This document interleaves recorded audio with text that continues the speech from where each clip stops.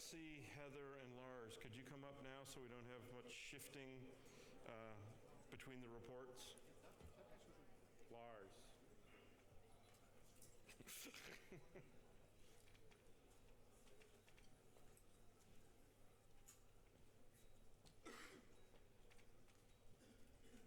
We're just going to have all this up here so we don't have to shift much, okay?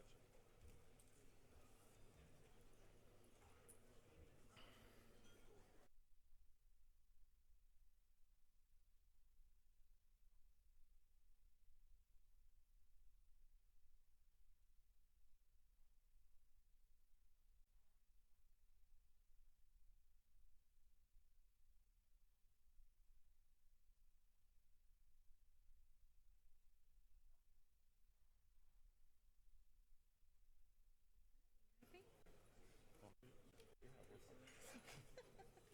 Okay, ready to start? Okay, please find a seat so we can get started.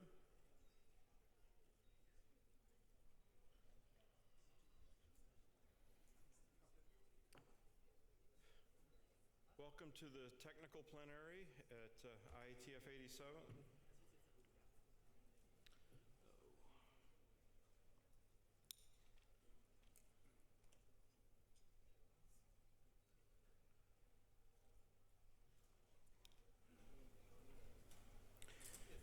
So we're going to have three reports in pretty rapid succession this evening. The IAB Chair Report, the IRTF Chair Report, and a joint report from the RFC Series Editor and the Chair of the RFC Series Oversight Committee. Then we'll move into the technical topic for the evening, which is about the Opus Codec, and then we will have the open mic with the IAB.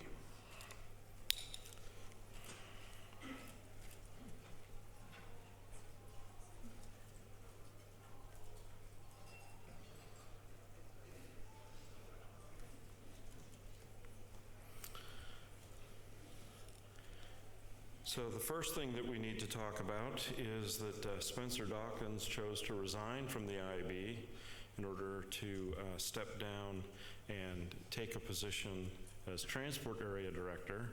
So that sorting hat that we gave to Matt seemed to have landed somewhere. And Eric Nordmark was selected to replace the Spencer or fill the empty seat. So the first thing I'd like to do is invite Spencer up to thank him for his time on the IAB. There's a plaque.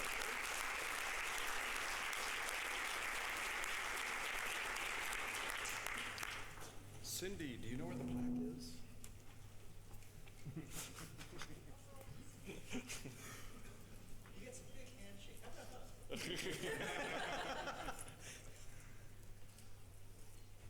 Stephanie, do you know where the plaque is?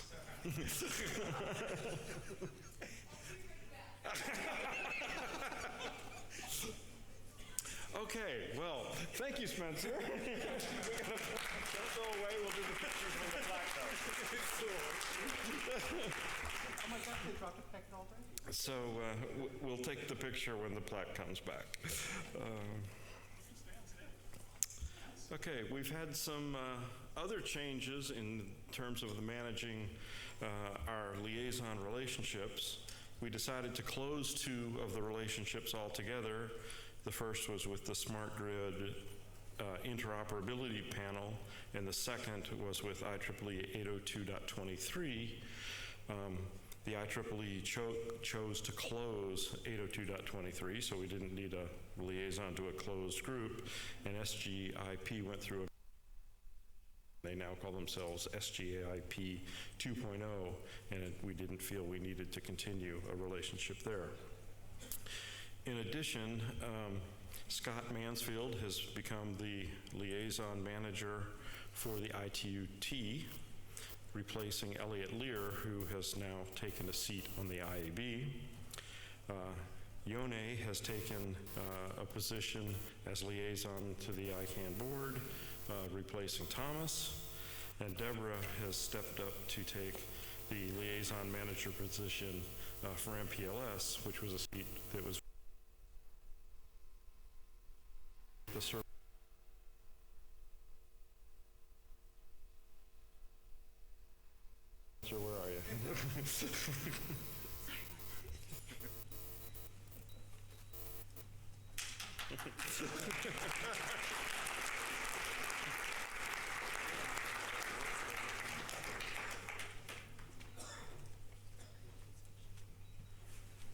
You can turn your suspenders off anytime.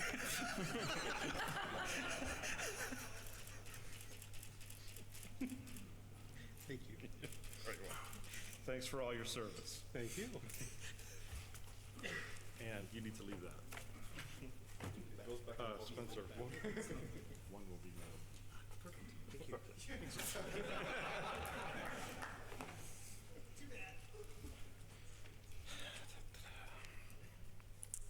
So a few highlights since we were last all together. The IAB appointed Bob Hinden to another term on the ISOC board, and we sent letters to both the U.S. government and the European Commission regarding the transatlantic trade and investment partnership that they're negotiating. We suggested to them that they should think about how the open standards are defined and make sure that open standards are usable in the context of that treaty. The little link bracket on the slides, if you've downloaded them, will take you to the actual letters that were sent, if you'd like to see them. We also published a statement on dotless domains,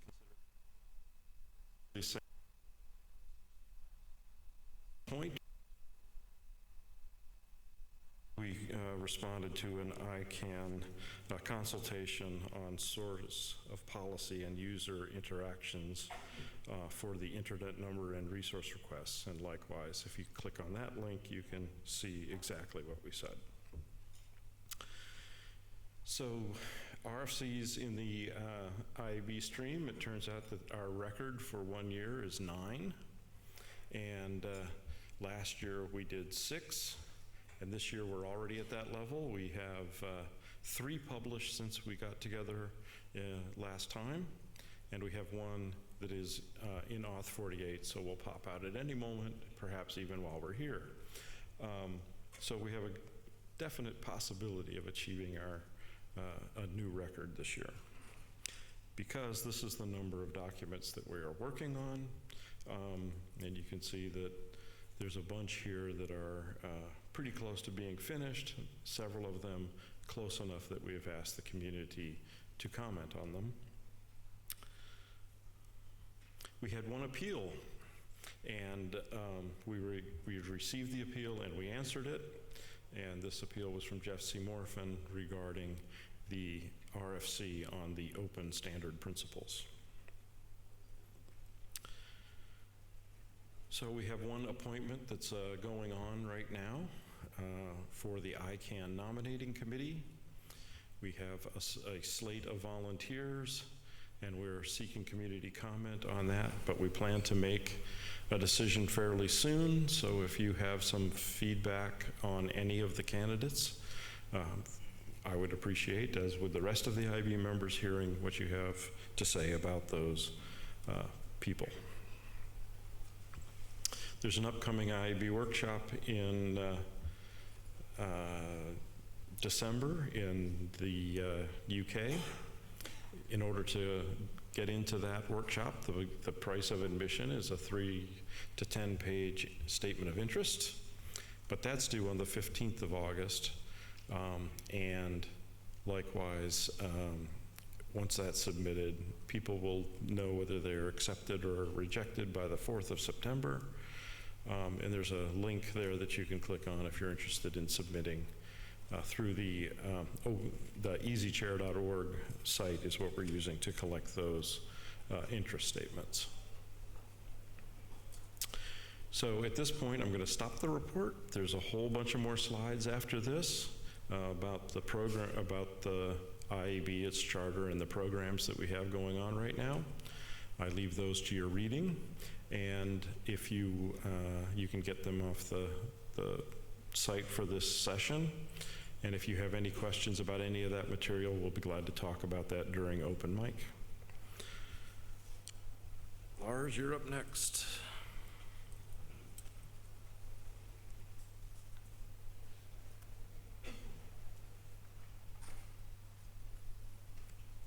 Thanks. Hello, my name is Lars Eggert. I chair the IRTF, the research task force. We have a pretty busy week for us. We have 7 of our 9 research groups are meeting this week. You can see which ones in the list. Some of them have already met. I want to point you to the very bottom. There's a proposed research group on network coding. They have met already in Orlando. They're going to have another meeting here. I think it's Wednesday, if I'm not mistaken. I encourage you all to come if you're interested in the topic. It's network coding at all layers of the stack, including from the link layer up to the applications. They have a pretty full agenda with some interesting talks. And I'd sort of like to chat with people whether they think this research group is on a good track, to see if we charter them. We have the IRTF open meeting, that's tomorrow morning at 9, and then we do a regular review of one research group per IETF meeting. This time it's the software-defined networking research group, Thursday morning with the IAB. Little teaser, tomorrow morning I said 9 o'clock.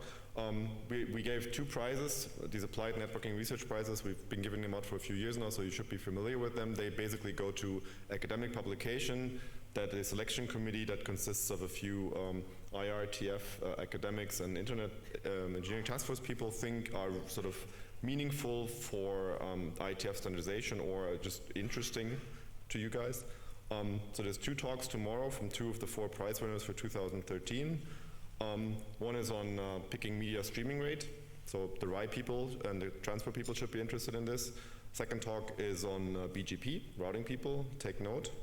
And then ISOC and the IRTF sort of co-sponsored a student programming challenge on Saturday, and there will be sort of a short presentation from the winning team. I can't tell you what exactly they're going to talk about since I haven't gotten any slides or other information, but I'm guessing it will be interesting. My personal take of where we are in terms of research group status, I said we have 9 research groups charted at the moment. Most of them I would count in the active category. There's little activity in network coding, in network management, and especially the routing research group.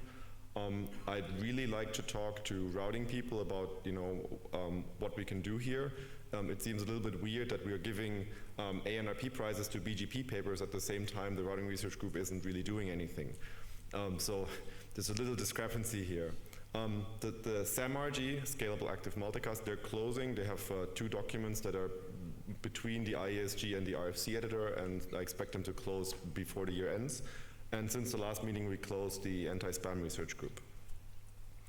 On our stream, there was silence, which is not unusual. As you can see from the bar graph, we had a big peak thanks to the last documents from the routing research group, and now we've had nothing. That's not unusual. I mentioned the prize already. On this slide, let me just say that we do a yearly nominations cycle. So we're already looking for prize winners for 2014. The site is up. You can go to irtf.org/ANRP. If you go to conferences or if you read academic papers and you see something that you like, nominate them. Or if that's too much work, send me an email and I will nominate them. At the moment, we have 2 submissions. Normally, we have around 40 per year that we consider, so we still have a ways to go. The call, I think, closes in November, so there's still a bit of time, but it never hurts to get good papers in early. Thank you. Heather, you're next.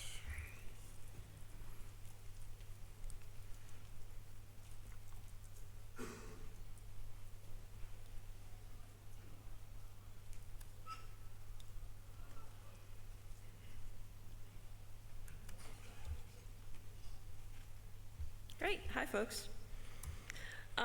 So the 2 big things on my plate at this point are the RFC format and the style guide. With regards to the format, as you know, we have the requirements draft, no longer a draft, it's now published as an RFC. And I sent out an announcement regarding what direction we're going to explore for the immediate future back in May. Now, I thought the responses to that were really quite perfect for what I had thought I would get in terms of reactions from the IETF. I've got 3 responses, 3 emails were sent to me. One said, "I'm horribly disappointed that you haven't chosen a more widely accepted commercial solution." I had another email that said something along the lines of, "Okay, well, this is great. I'm glad to see some movement, but why that output format?" And then the third one was, "Congratulations on your work. Don't forget to duck." So I thought that pretty much covered everything I kind of expected to see. If you have some questions, my first pass at what I was going to guess people were most curious about are in the format FAQ, so I draw your attention to that. Look at that, and then post on RFC Interest if you've got questions, comments, concerns, or ideas. My next steps at this point are to pull together a design team. I've been talking to some folks this week on what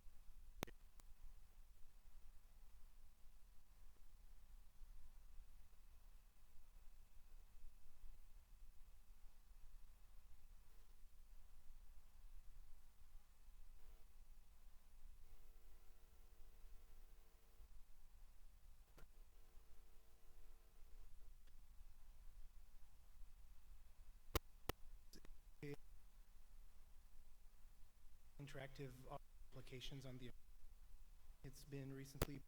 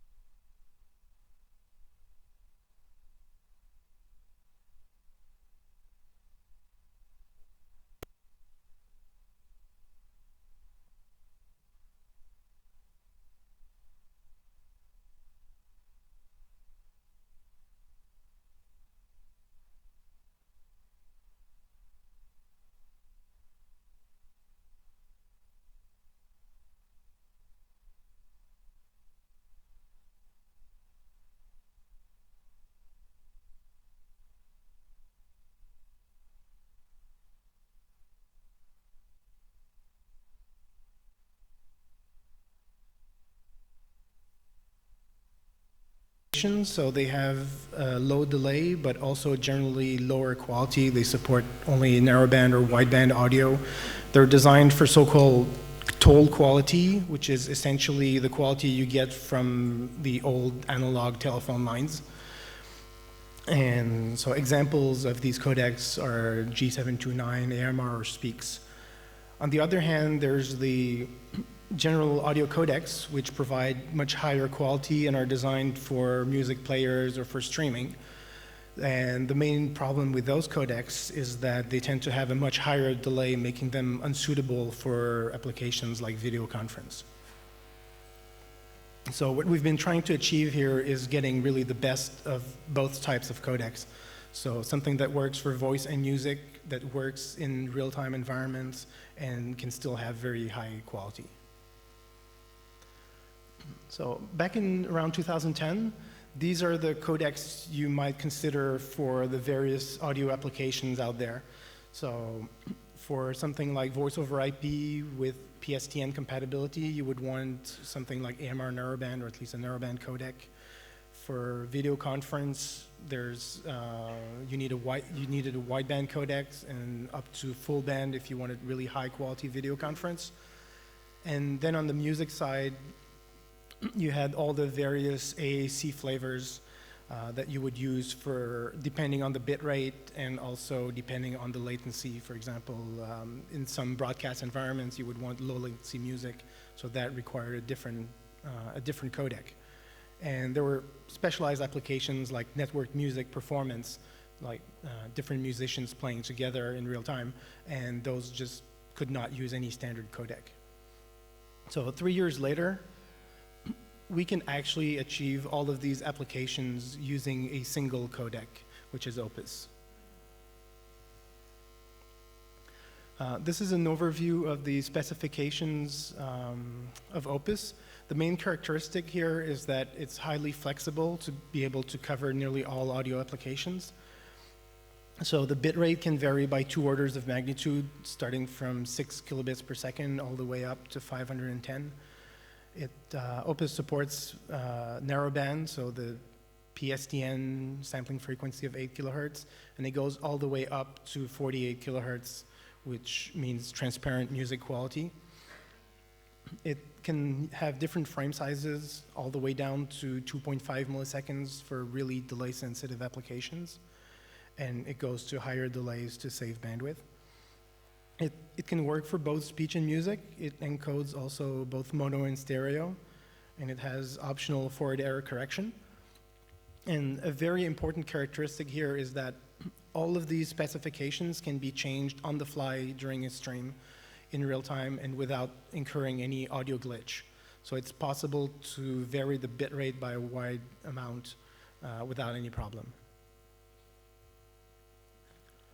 In terms of the reference implementation that's published in the RFC, it has an encoder and a decoder that are available in both fixed point and floating point, so it's usable on the vast majority of devices.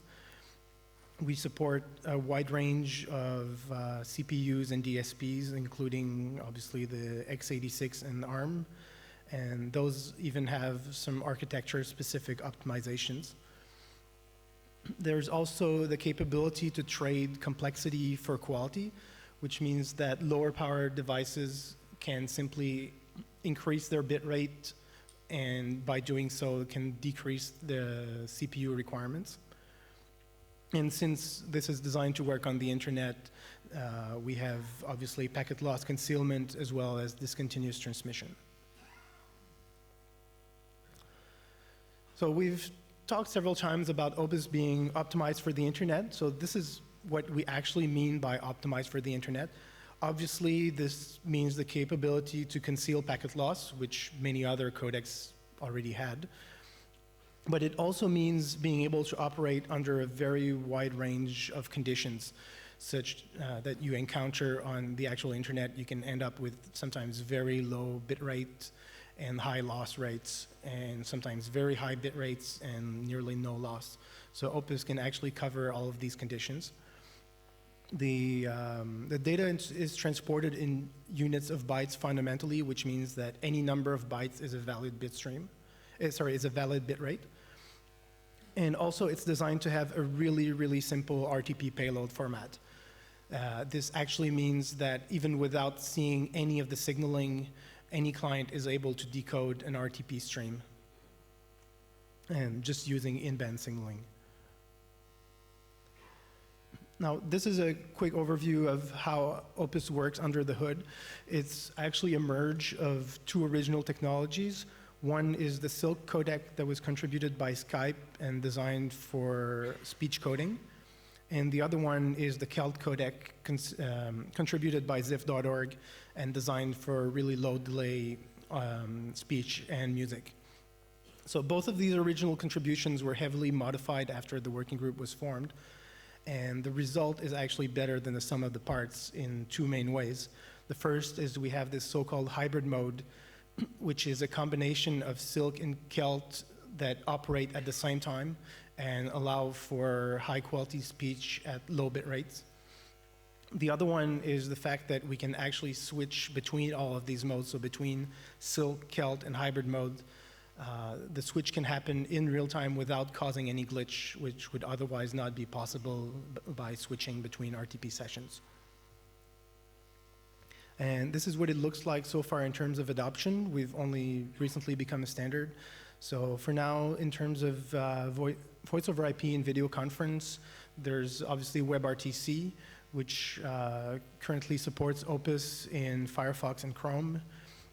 We've got several voice over IP clients.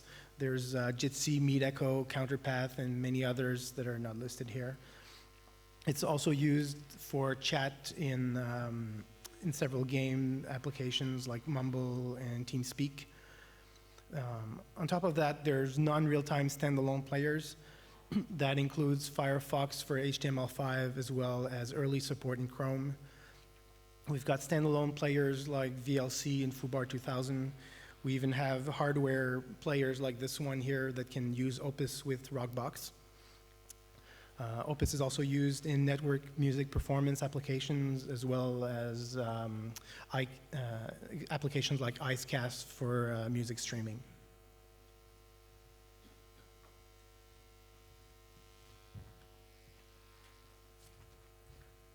I'm Greg Maxwell, and I'm going to talk a little bit about some of the testing work that went into the creation of Opus.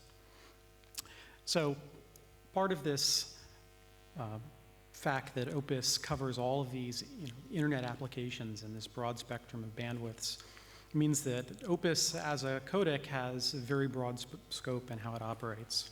So the codec itself ends up having 64 configurations, which represent the different frame sizes, stereo and mono, combinations of hybrid, Silk, and Kelt modes.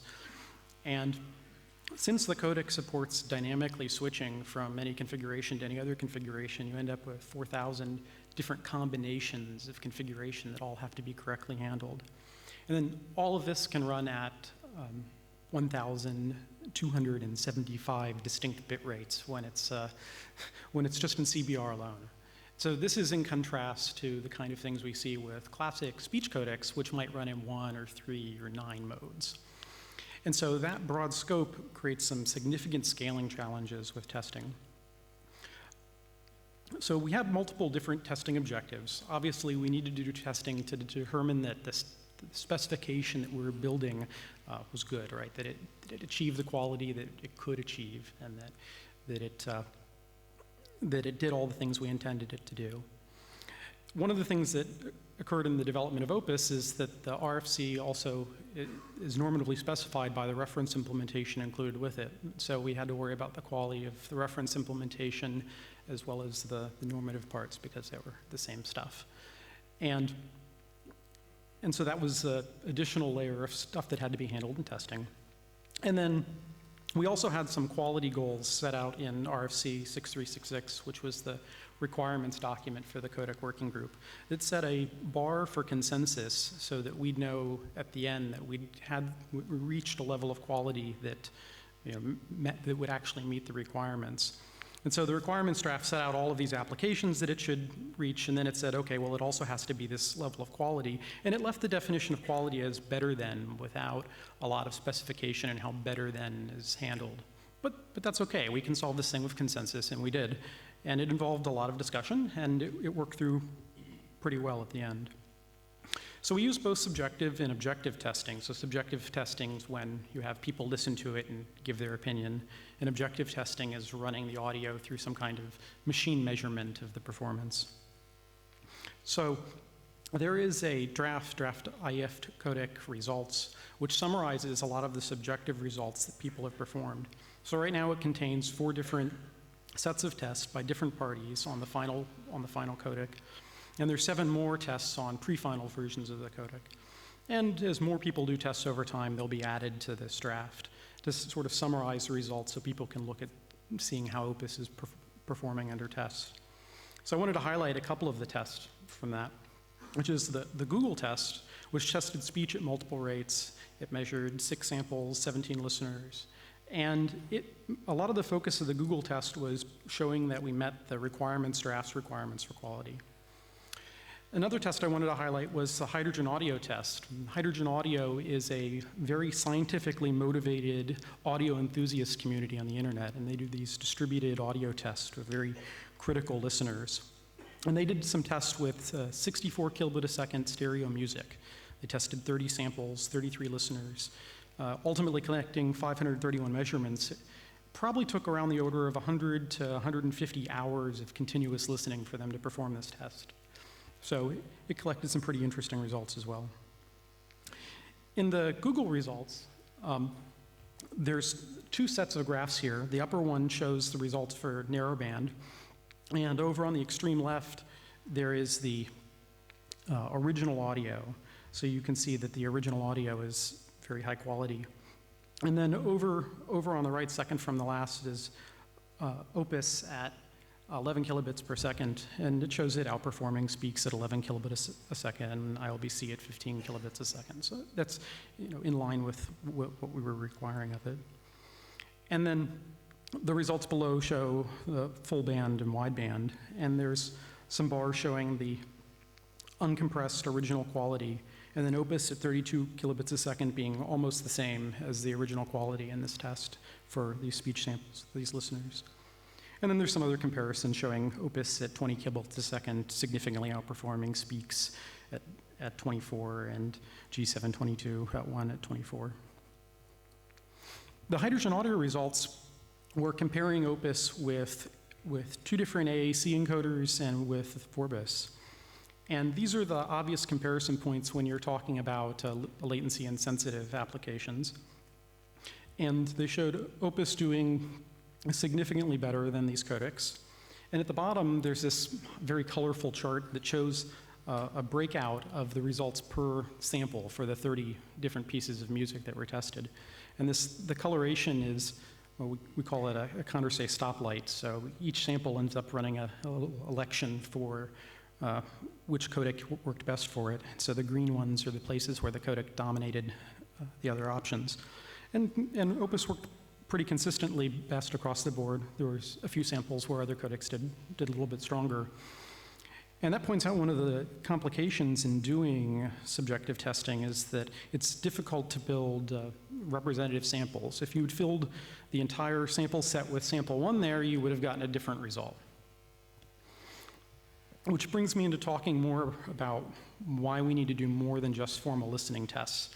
These listening tests, where you have people listening to hundreds of hours of audio, are very expensive to perform. They're time consuming. If you're paying someone to do it, they cost a lot of money.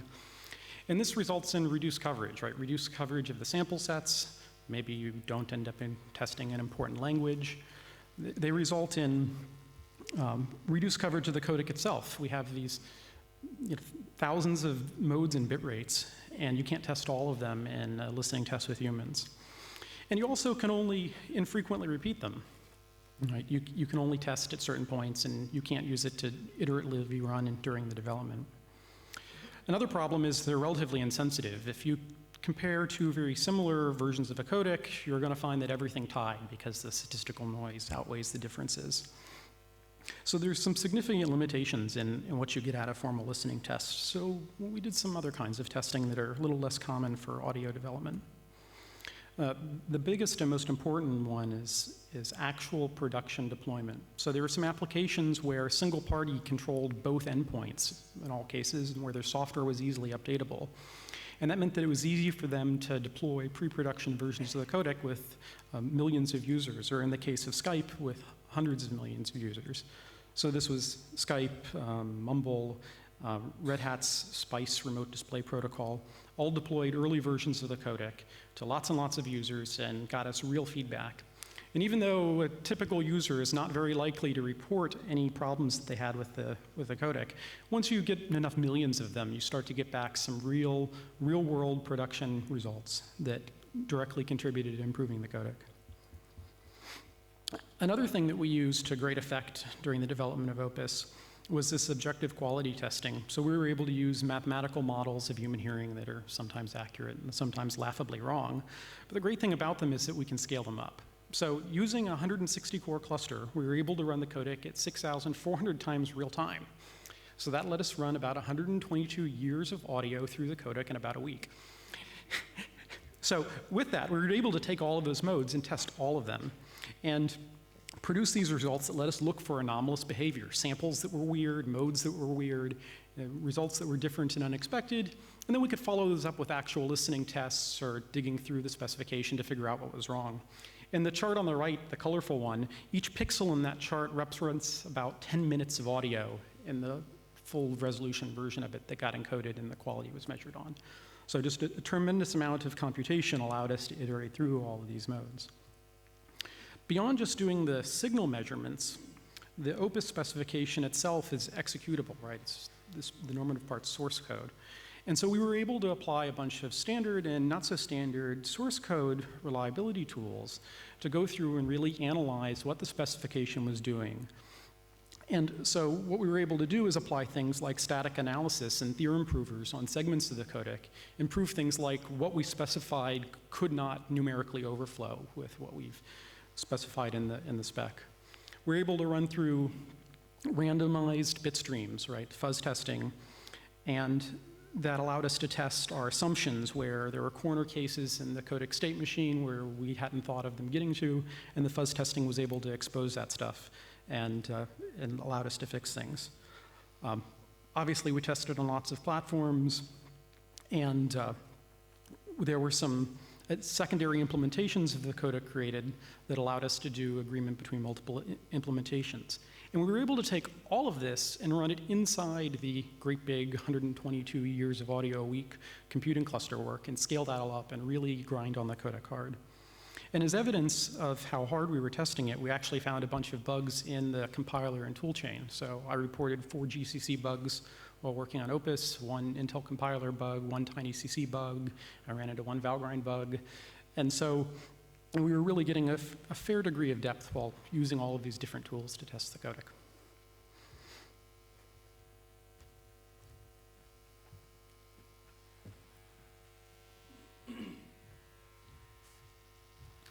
Hi, I'm Peter St. Andre, and I co-chaired the second Codec working group off. So this is a bit of a closure for me. If you remember the first Codec BOF in Stockholm, and you know the storming, forming, norming, and performing measures of how a group performs or our team performs. Yes, the Stockholm BOF was the storming part. It was quite entertaining. I think a lot of people just came for the fun. No tomatoes were thrown, I don't think, but I might have missed a few. In Hiroshima at IETF 76, we had a bit of a more civilized conversation.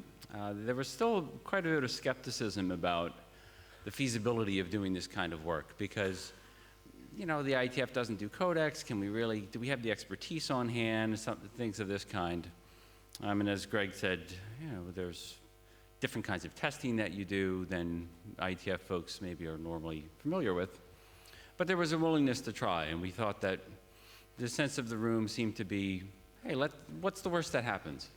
Sure, we don't come up with a codec that takes the world by storm, but we will have at least learned something interesting if we don't succeed, and maybe we won't try something like that again. Part of what the working group did was, because this kind of work was not very familiar, was, you know, we're familiar with coming up with requirements, but the kind of requirements that we came up with were a bit different from what one would normally expect of a working group. And we came up with these guidelines for how we would actually do the development. Oh, there's a typo. I hate typos in my slides. So as Greg explained, there was a lot of different kinds of testing. It's not like writing some code and then doing some interop tests and plug fests of the kinds that we would do in our normal working groups. There's a lot of different kinds of testing, and those are set out in RFC 6569.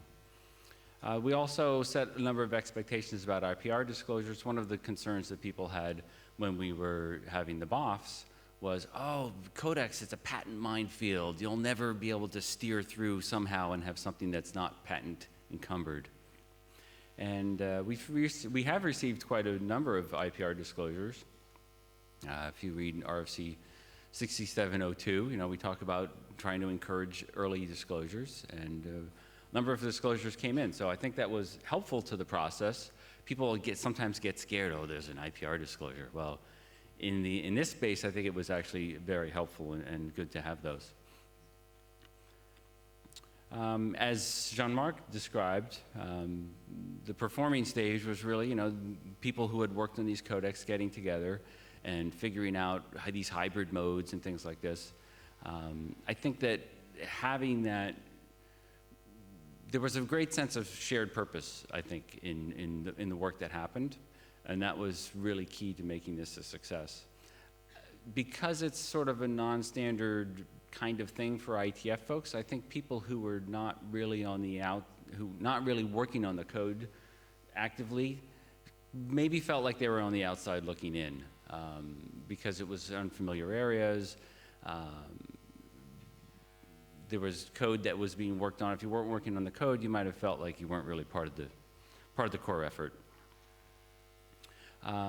There were some early sources of confusion. So in the BOFs that we held, should we work on one codec? Should we work on many? The proposed charter text was unclear. There was, you know, people were confused about that. Should we have a beauty contest? So, hey, there's codecs out there. Let's just choose one of those. Or were we really trying to develop something new and innovative? What does it mean for something to be optimized for the internet? This is a bit of a strange phrase.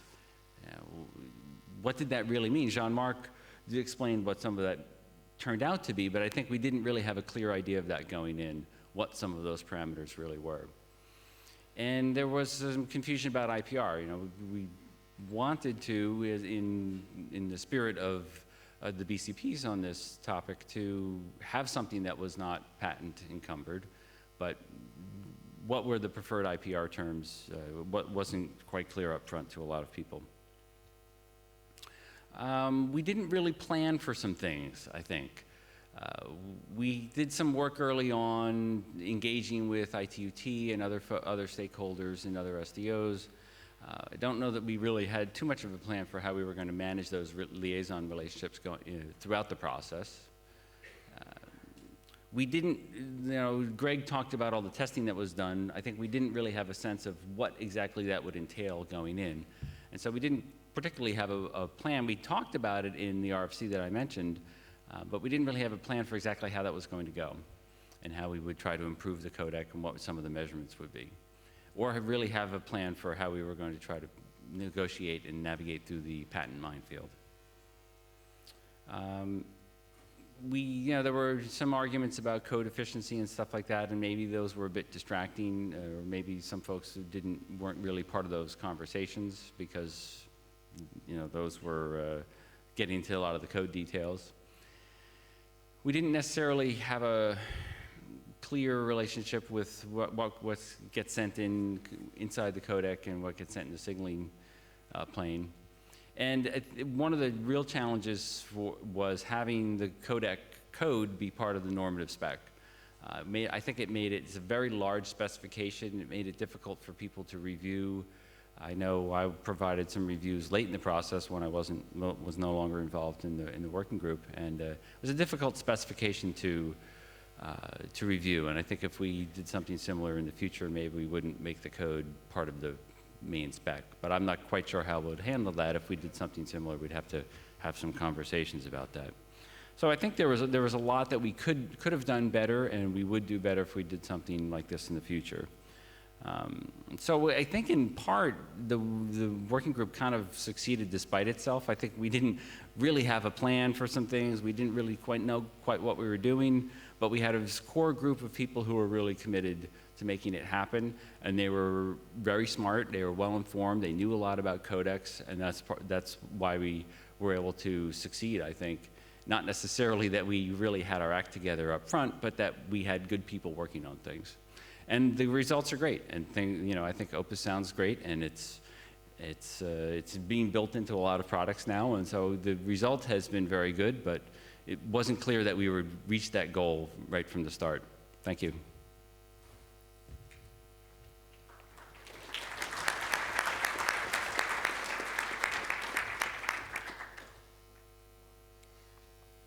So I'll talk a bit about the future work, what's coming up. So first on the Opus side, we've got some specification work going on. First, in terms of defining payloads, for the RTP payload, there's already a draft that's as a working group item. And we're also working on Opus encapsulation for files, both for the OGG container and the Matryoshka container. So the OGG container is mostly intended for use of Opus in standalone audio files, whereas the Matryoshka container is meant for Opus to be used next to VP9 in the updated WebM format. In parallel with that, there's still a few minor fixes we have to make to the RFC specification, just as a proof that no testing is perfect. In terms of implementation, we're about to update our libopus implementation with a 1.1 version. Of course, this is still fully compatible with the RFC, and it's mostly meant to improve the quality of the encoder as well as the quality of surround audio for Opus. It also adds speech music detection to make mode switching more efficient in the encoder. It adds many optimizations. For example, on ARM decoders, we can speed things up by about 72% already compared to the reference implementation. And the link below has actual demo of all the new features in the upcoming implementation. This implementation is independent of the IETF, by the way.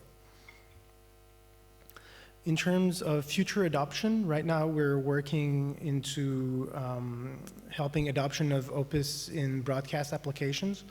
So there's already some equipment manufacturers that are building Opus into their hardware, for example, a company called Tieline. There's also folks experimenting with Opus in digital radio standards like DRM and DAB. And there's the European Broadcasting Union, who's currently running a listening test on Opus for, again, the broadcasting context. We're starting to see some uptake in internet radios, The link there has a list of 10 streams that are already sending Opus. We're expecting to see more in the future. And we've also been contacted by some wireless audio manufacturers for use of Opus in loudspeakers, microphones, headphones. So we're also looking forward to seeing those devices in the future. Yeah, so I'm Tim Terryberry, and I want to talk about one more important piece of future work. And so to motivate that, I want to look at some of our experiences in the RTC Web Working Group. When we went to go standardize some mandatory to implement audio codecs so that we could guarantee that we had, interoperability between any two WebRTC endpoints, this turned out to be really easy, right? I think the chairs asked us a day or two before the meeting to come up with a proposal. We proposed Opus and G711, raised the issue, and had it decided in that meeting.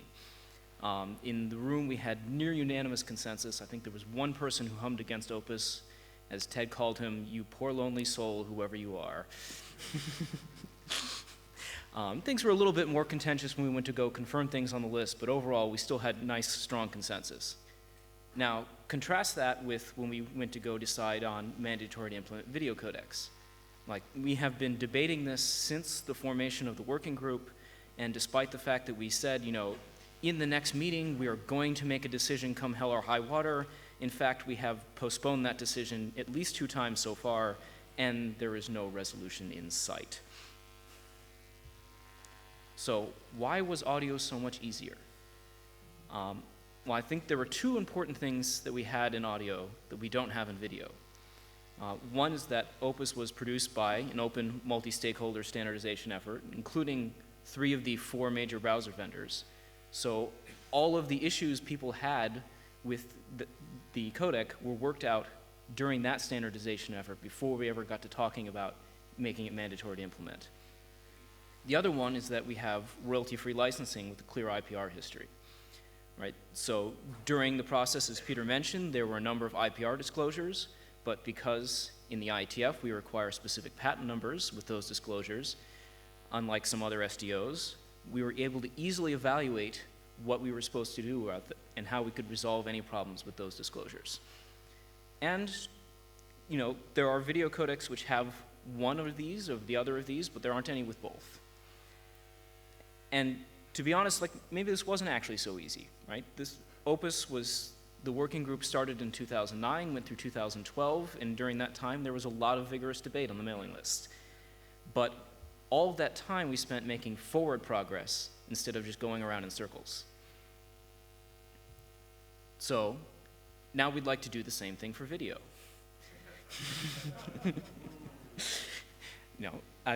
I work for Mozilla, and we have a particular favorite in the video codec debate, but instead of just saying no to the other guy, we think it's important to contribute positive energy to solving these problems, right? And so, as part of Ziff.org Foundation's Dollar project, we're trying to create a codec which we think will be suitable for everybody. There's a link there to the website where you have links to the Git repository and wiki pages with design documents and all that stuff. We had a great coding party the last week in May where we've had 169 commits from 14 different people, including people from Ziff.org, Mozilla, Cisco, Red Hat, Debian, RDIO, Voicetronics. We even had a guy show up and without any help from anyone got this codec streaming over the internet for the first time. And so there are also a couple links there to demo pages which show some of the design documents of the technology that's going into this stuff. So I think we're doing pretty good progress on the running code. On the IETF side, we had a nice successful BOF at IETF 85. And I encourage people to show up on the video codec mailing list and contribute and help review some of the drafts we've got going. With that, I think we can move to the panel.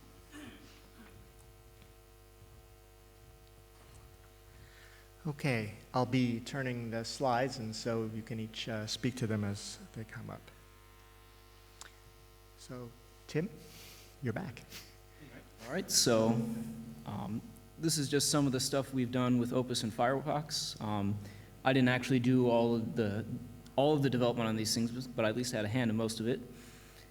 We shipped audio tag support in Firefox 15. After that, we've been adding more features So we have surround support now. There's a metadata API, so you can get things like the, album and title and things like that. And we have the support for chained files, which actually lets you just take two normal Opus files and concatenate them together and play them back to back, which is exactly what you need to do support internet radio. We added WebRTC support in Firefox, which was finally released prefed on in Firefox 22 last month. So that supports Opus.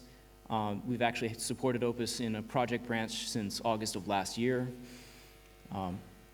Currently, that support is mono only, which is just a limitation of our capture drivers and our echo cancellation code, but we still will decode stereo streams if you send them to us. We also are, in the next version of Firefox, releasing a media recording API, so you can actually, in the web page now, encode things to Opus and upload them to a server. And finally, we're adding Firefox OS support for Opus, so you can play them back on devices like these.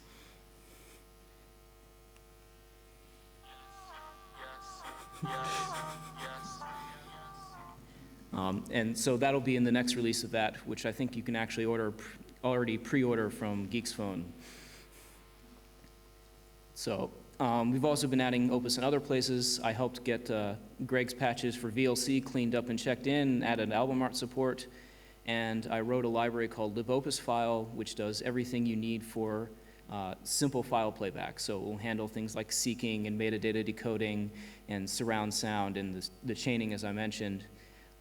And that's basically designed to make it really easy to add Opus support to any application. So it has pluggable I/O backends. We even have an HTTP and HTTPS backend, and that's now included in a bunch of different applications.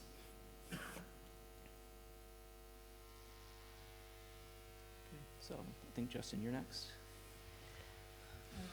Okay. So we've been really excited about Opus for a long time. And we were involved in the working group from the very beginning. We did some of the first comprehensive listening tests. And we saw this really as the ideal fit for WebRTC due to its sort of general purpose nature. We thought this could handle any of the use cases that people had envisioned for WebRTC. One of the things you realize, though, is that because of its just immense flexibility, Opus puts a lot of a burden on the actual audio pipeline implementation. That in order for us to properly support all the various clock rates, bit rates, frame sizes, complexity, mono versus stereo, music versus speech, well, we want to do Opus justice, and so we had to make sure our audio pipeline supported all those things. And we had a little bit of work to do. We only supported 8 kilohertz, 16 kilohertz, 32 kilohertz clock rate, but Opus's native clock rate is 48 kilohertz. So to make sure we got the best possible performance, we had to go figure out how to support 48 kilohertz. Also, we didn't even support stereo. And so if you want to make sure you have that sort of immersive experience, you need to go and rework a lot of audio pipeline to support stereo. It's not just sort of moving a 1 to a 2. Is really touching pretty much everything in the pipeline. And so we, over the course of several months, tested, tweaked, or trashed our audio capture implementation, our audio render implementation, echo canceller, automatic gain control, noise reduction, the list goes on.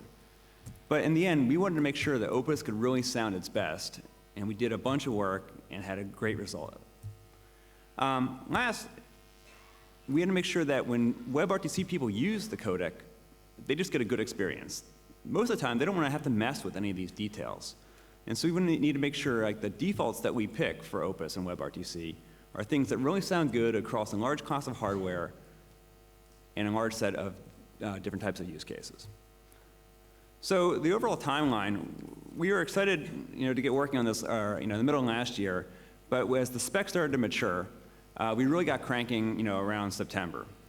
And by October, we had the first working version of Opus in Chrome. There are a couple of things our lawyers wanted to go double check, but around November, they gave us the thumbs up. And then in December, we were able to ship the first version of Chrome that had Opus enabled in WebRTC. And this is pretty important because one of the things we wanted to do with Chrome was have it interoperate with Firefox's version of WebRTC. And it turned out the only good codec that they supported was Opus. So as a result of the work that was done by the Opus team, we were able to have a demonstration in February of Chrome 25 and Firefox talk to each other, and the codec that was used then was Opus. And so we were pretty excited about that. Going into March, we said, you know, this thing works well for interop, why don't we just make this the default overall codec for WebRTC and Chrome? And as of Chrome 27, you know, circa March, WebRTC used Opus as its default default codec for all audio calls. And so now, you know, we think it's great that here at today's IETF meeting, people can participate remotely using WebRTC and Opus. So there's still a few things that we're still working to improve. One of the interesting things that we realized was that our echo canceller had been really only tested using super wideband, or using wideband files and wideband output. And when we started using super wideband and Opus for the first time, we noticed that the echo canceller failed because it wasn't properly canceling out the super wideband echoes. So this is something that we continue to work on.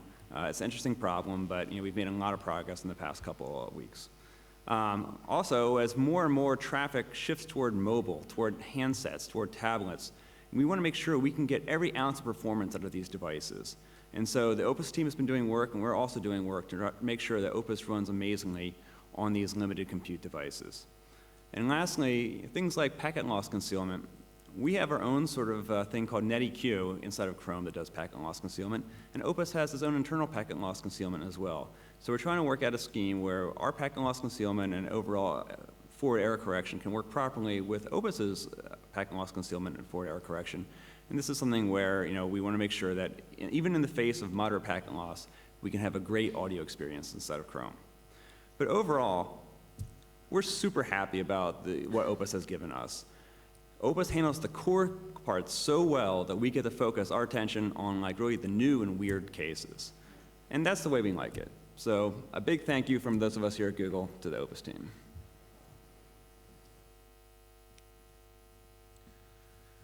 Hey, I'm Emilio from Jitsi, and for those of you who are hearing of the project for the first time, this is an open source audio-video communications application that uses IETF protocols such as SIP and XMPP. Our history with audio codecs dates back to about 10 years ago when we started the project, and back then we were supporting mainly PCMU and PCMA, and those did allow for a decent conversation over the internet, as you all know, but nothing spectacularly better than what you'd get with a regular telephone call. We did have options to improve that, and improve we did. We started integrating things like ILBC and G729 for their efficient bitrate use. We implemented G722 and Speaks for their quality, and in the case of Speaks, for the fact that it was an open source project, which was important to us. But at the end of the day, they all had some drawbacks in some cases. Some would have inconvenient licensing, others high CPU usage, others yet would be not really resilient to poor internet conditions. So it didn't matter, we thought. We have the right codec for every situation, and the rest is choice. We're leaving choice to users, and choice is a good thing, right? Well, I used to think so until one day I had to walk my grandfather through a codec configuration when he complained of quality issues. Poor thing. And that's because choice is a good thing, but having a decent default choice is an even better one. So back in 2009, I remember we saw the mail on the dispatch mailing list about an IETF codec developed on the IDF from this organization that we know and love. But the thing that really got us excited is because we have here this unique combination of industry and academia and open source and indie developers, and a codec developed here by all of these, for all of these, is really an exciting prospect. Well, obviously, not everyone agreed at the first two BOFs, but as Peter said, happily, hopefully, gladly, we managed to move past that, and now we have Opus. It's released and integrated in a number of applications. We integrated Opus for the first time in Jitsi last year, and we've been very happy with it ever since. As Justin mentioned, it did employ some refactoring. We actually have some more to do, but we really love it. Obviously, part of that is the quality, the features.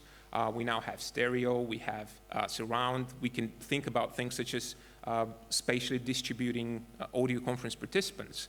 But one of the things that we think really Opus is really unique about is its usability. I know it's kind of weird to talk about usability when we're discussing a codec, because usability is these things that makes an application usable by your grandparents, right? But you can also say that for Opus, and it would do amazing things for you. It would detect music when you're playing music rather than speech, and it would optimize for that. Contrary to other codecs, you don't have to negotiate 5 different formats because you want to support 5 different sample rates. You just say, I support Opus, and the Opus decoder is going to handle whatever you send it. Now, don't be mistaken, the usability doesn't come at the cost of flexibility. You can still turn off bitrate, variable bitrate, and go for constant bitrate. You can use or not use packet loss concealment or forward error correction, but again, it all comes down to a decent default choice, and I think we have that with Opus, and I'm very grateful on behalf of the entire Jitsi community to the Opus developers and everyone who contributed. Thank you.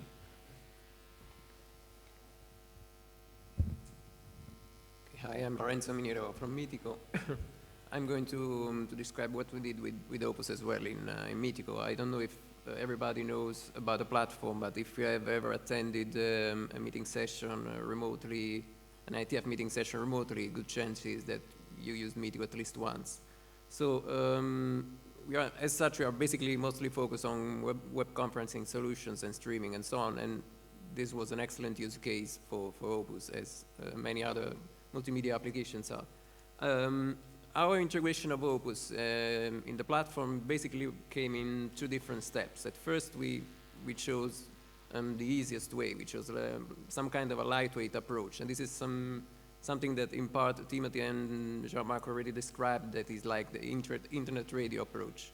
This is because in our web interface you can attend a remote meeting also completely passively, just by opening an audio or video stream and so on. And we already provided an HTML5 MP3 stream. So we just decided to switch that to Opus, and we did this in Atlanta. And we did this completely using open source tools like Asterisk, which is our core for the for the conferencing functionality, provided the mix of the audio. It passed this to the Opus Sang application from the Opus tools. This was passed to the OGG forward, and this in turn passed it to the Icecast component, which Jean-Marc already described is one of the tools that allows for HTML5 streaming with Opus. And as I anticipated, this was already available in Atlanta, and it is available now as well for this very plenary session. Next, please. Next, we move to some more challenging efforts, which is integrating the codec within the conferencing core itself. As I anticipated, our core for audio and video is Asterisk, so we basically had to add a new codec to Asterisk so that the conference bridge could recognize it and make use of it. And this is something we implemented for the first time in Orlando. So if you attended a meeting session in Orlando using our WebRTC interface, you were using Opus actually. And you are using it now as well if you're using the classic interface. Next, please. So about the Asterisk integration, this is basically twofold at the moment. We are providing this Asterisk integration completely as open source, and you have, I can see Holly over there. We are providing the code for the integration with Asterisk 11 on GitHub. So if you want to play with it, you just go there and apply the patch on the mainstream Asterisk 11 distribution. It will just work. And basically, this works just fine because basically this allowed us to implement Opus just as a new codec module for Asterisk. And basically, considering that, as Emil just said, Opus is a really flexible codec. It can adapt automatically from narrowband to super wideband really easily. This meant that we had one code that fits all solution for basically every situation. And in fact, we've already started receiving some good feedback about this. Some people have also tried using Opus for trunking, for instance. And it's really nice because the way we implemented it right now, it can also automatically cap to the features and the functionality that your peer supports. So for instance, if you're talking to a GSM compliant soft phone on the other side, you don't need the super wideband sample rates. In Opus, it automatically caps to narrowband features, sample rate and so on. We are doing this as well for our conferencing bridges and so on. In fact, for instance, in this very moment, we are using two different conference bridges. One is mixing at wideband, and it's available in the classic interface. And then for the experiment that Bernard anticipated at the beginning, we are using a conference bridge that is mixing at super wideband, so 48 kilohertz. And we didn't have to change anything in Asterisk or in the code for that. We just needed to change something in the configuration to say the bridge to mix at different sampling rates, and basically everything worked as expected. And then we are also contributing. We are also contributing to the Asterisk community by providing a pass-through implementation of the codec. This is available for both Opus and BP8. Asterisk 12, in fact, is about to come. It's in feature freeze now. They are just deciding what will be in Asterisk 12, the next main distribution of Asterisk, and we are helping in adding pass-through support for Opus and MVP8. So that's open source as well, of course, because Asterisk is. I've added the link to the JIRA issue as well if you want to help us work on this. And yeah, I guess it's so. So I'd now like to open up the mic for about 10 minutes for questions to our panelists, and then we'll go to the open mic, I guess, with the IAB. So any questions? Are there any questions from the remote audience? Okay. Yes, I'm Robert Benz from Deutsche Telekom. I have a special question. In principle, the message was on one of your slides in WebRTC. You have implemented both Opus and G711. But from the view of an operator, I'm sure all operators worldwide make their experiences when they push traffic from good old circuit switch PSTN to an IP-based environment. And so the question, did you perform any tests concerning facsimile or modem transmissions? I know the time is going to the end, but very slowly. Did you make any tests?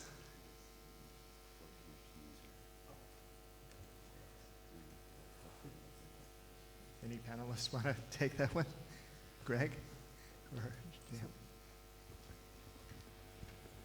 We've done some RTTY testing over Opus, but there's been no facsimile testing that I'm aware of.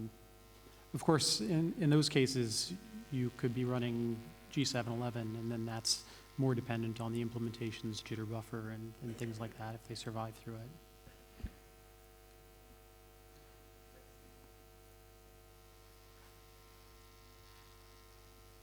Any other questions?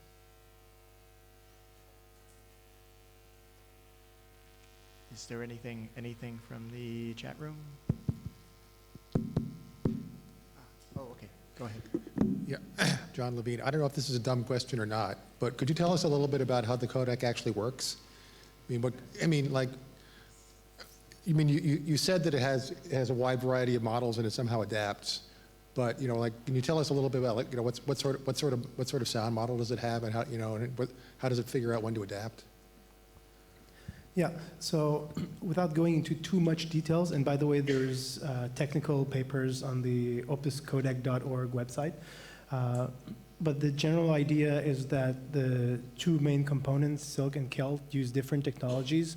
The Silk part uses linear prediction, like most speech codecs, so it's got a good model for speech.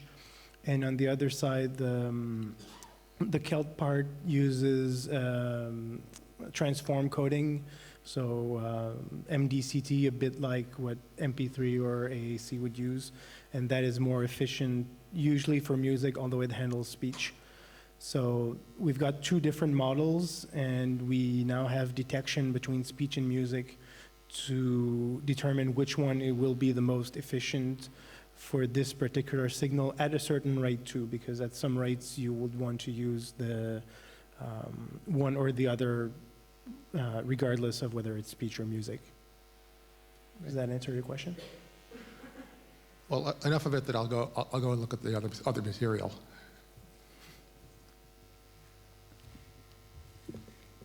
Can you introduce yourself? Kalyani Boganini from Verizon. I would like to understand the optimizations you indicated for mobile CPUs. Is there any plan or scheduled timeline for when the optimizations would be done? That's one question. Second question is, this is a 48 kilobit codec and the AMR is like 12 kilobit codec. When the optimizations are done, is that the direction you would go at lower rates? So the optimizations we listed are actually relating to decoding music at higher sampling rates. And those are currently available in a beta release of 1.1 that was released 2 weeks ago. When it comes to lower sampling rates, like 8 kilobits per second, there's some people working on optimizations right now, but none of it is currently available. Although it's already pretty fast when trading complexity for quality, lowering the complexity. Opus is already pretty cheap. We actually have a bunch of the fixed point multiplies and stuff have ARM optimizations. The fixed point multiplies and the other fixed point macros have ARM optimizations that also apply to the low bit rate voice decoding. So those are actually already available now. We haven't done yet is SIMD optimization, but we have people working on that. Hannes? Test. So the work on Opus was obviously quite successful, as you had sort of presented. My question is whether you, as working in that working group, whether you could give some recommendations, some lessons learned to others in the IETF who work in different working groups on how sort of reproduce the same success in these groups, because obviously you had different ingredients from the participation, from sort of like the open source development. What do you think would others help in the IETF community to be as successful as you were? So I think one of the big lessons for me is that, you know, when people come up and point out shortcomings in the stuff that you've done and, you know, things that you don't do yet, like the best response is to actually, you know, go back and do the work and sit down and do them, right? So, you know, people pointed out that we didn't actually support switching between all these different modes, and that, you know, that made it very difficult to pick in advance which mode you wanted to use, you know, because you had to know all the, you know, what you were planning to use the codec for and what the, you know, conditions of your network were going to be, right? So we sat down and actually said, okay, well, that's a hard problem, but we can solve it. And you put in the elbow grease to solve it. And the result we get out is I think, speaks for itself. And I think another part of that answer is also that since the very beginning, we've been helping implementers actually use Opus while it was in development, and we were working with in very close feedback with them to keep improving Opus in the direction that they actually wanted. So that proved very useful. In particular on that point, even in cases where the implementers or users of Opus didn't directly get their hands too dirty in the process, sort of the core group of most active participants in the working group were able to leverage their feedback, and that was real important. We didn't need to be too snooty about how people participated. Just use it, give results, expose your needs, and the people who were working on it the most kept their nose to the grindstone, and that worked well. Okay, Eric Berger with the Perpetually Paranoid hat on, and I'm looking around for George. George Contreras, are you here? The IETF lawyer? Okay, so Jess, I will speak slowly to make sure it is in the audio log, and hopefully someone will put it in the minutes. Of the many IPR disclosures, it's all royalty-free except for 3 companies. It said it's RAND, but we'll try to make it royalty-free. The IETF is not promising, nowhere do we promise that the codec does not have some troll with some IPR. So do not come crying to the IETF if someone pops up with IPR. To the best of our knowledge, no one has declared any. So don't come to the IETF. Yep. Until you said, to the best of our knowledge, no one has declared any. To the best of our knowledge, several people have declared some. Several people have declared. Yes, thank you. There are 7 companies, 13 disclosures. Of the 7 companies, 3 of them did RAND, but right now it's royalty-free. 2 of them said no matter what, it's royalty-free. One said it's royalty-free as long as you don't sue us over codecs, and another one said it's royalty-free as long as you license us your entire patent portfolio for free. You can guess which one is. You look it up yourself. I'm not going to make so again, don't come to the IETF if someone else comes up, because this is, our process is if you bring stuff, you have to declare, but if you don't bring stuff, you don't have to declare. There may be others out there. Your mileage may vary. Right, and to be clear, the last 2, we did work with those companies to get license terms that were slightly more reasonable.